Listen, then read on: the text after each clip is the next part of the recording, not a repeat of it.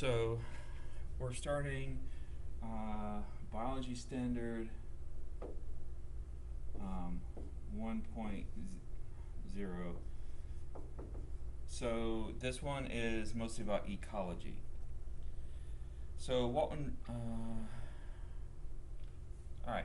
So we talked about cellular respiration, and we talked about photosynthesis. Okay, and if you remember, photosynthesis is they take in plants take in carbon dioxide, and they take in water, and they take in sunlight, which of course is a type of energy. And the chloroplast uses that energy to turn the water and the carbon dioxide into oxygen and sugar. So they've changed the electromagnetic energy of the sunlight into chemical energy called sugar. And in cellular respiration, the mitochondria take sugar and oxygen and turns it into carbon dioxide and H2O plus a different kind of chemical energy called ATP. Now, ATP is what your cells actually use to perform their functions.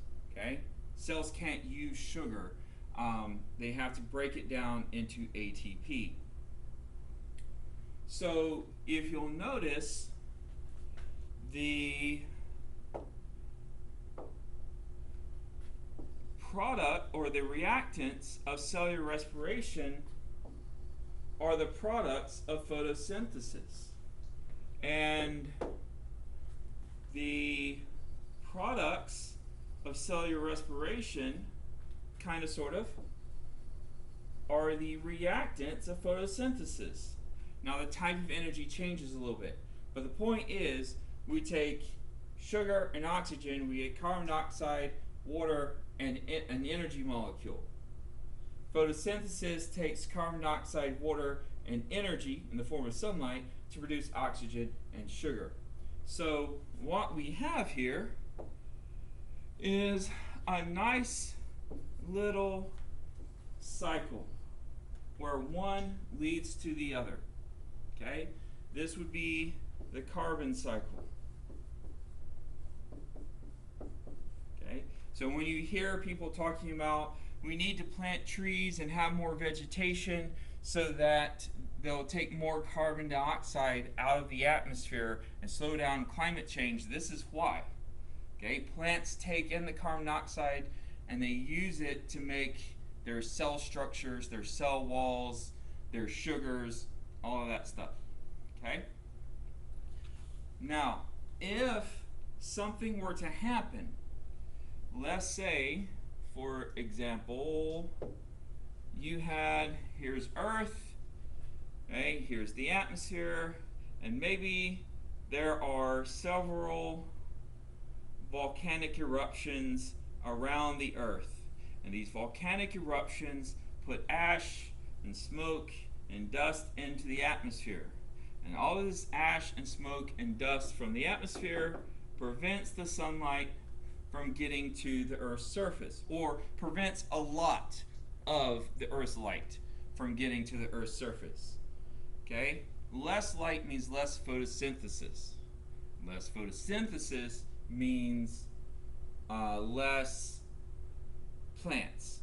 Less plants means fewer herbivores, which means fewer carnivores.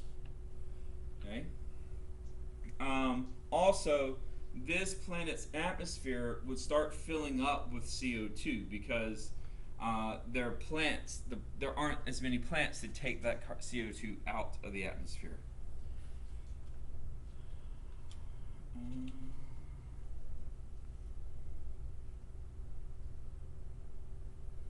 All right.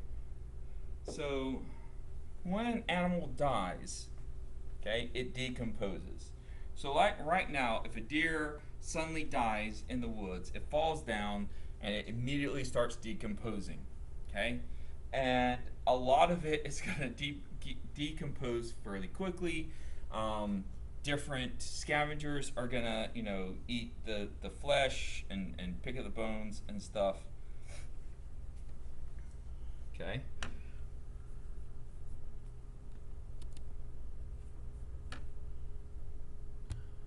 All right. So then the proteins, the carbohydrates, nucleic acids, these decompose fairly quickly. The last thing to decompose is going to be the fat.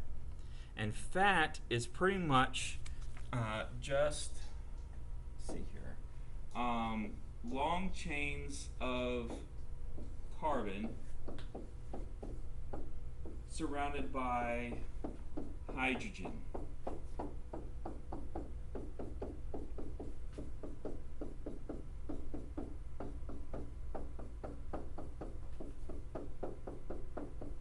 So this is what we would call a saturated fat. It's saturated because it has all of the H's that it can possibly hold. Okay? If, on the other hand, you had a long chain of carbon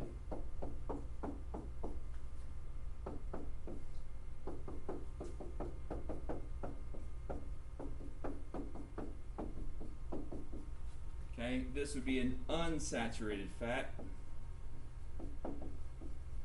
because it has this double bonded oxygen here instead of having two oxygens. That's the difference. Okay, molecularly speaking. There's also some health differences. But these fats are basically just made up of carbons and hydrogens. And so those carbons and hydrogens, if the organism that died gets buried properly, quickly, without oxygen to aid the decomposition, these fats are going to become fossil fuels. Okay? All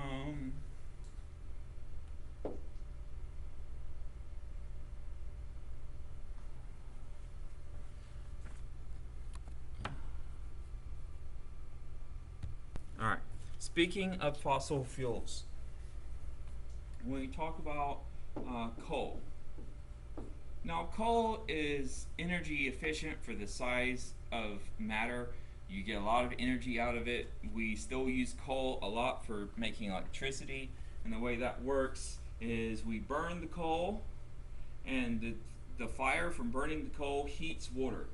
The water then turns to liquid water, turns into steam, and the steam turns a generator, and the generator makes electricity. All right?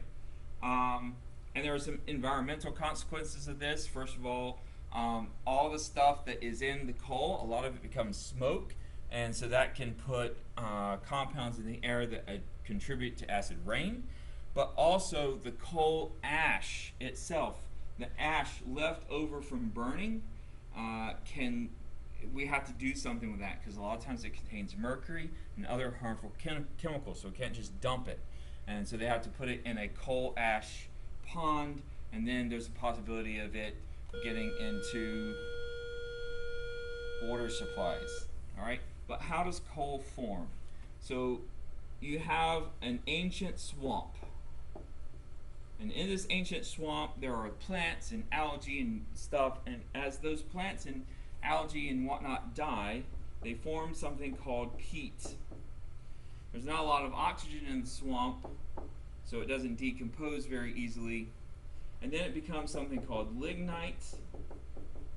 Then it becomes something called subbituminous. And then it becomes bituminous.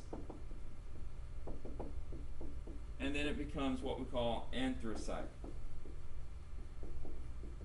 Alright, now I'm telling you this just to reinforce the fact that coal comes from a swamp, an ancient swamp that existed millions of years ago. And also, I want you to know that another name for coal is anthracite. Okay? you should also know this stuff here that about how coal actually makes electricity, and you should know that coal contributes to acid rain and that coal ash is bad. Okay? I don't think they're going to ask you to list the procedure for making coal. I do think you might need to know that coal is anthracite. You will need to know that coal comes from a swamp. You will probably need to know that acid rain and can come from coal, and that coal ash is bad. All right, which state? All right. So let's see here.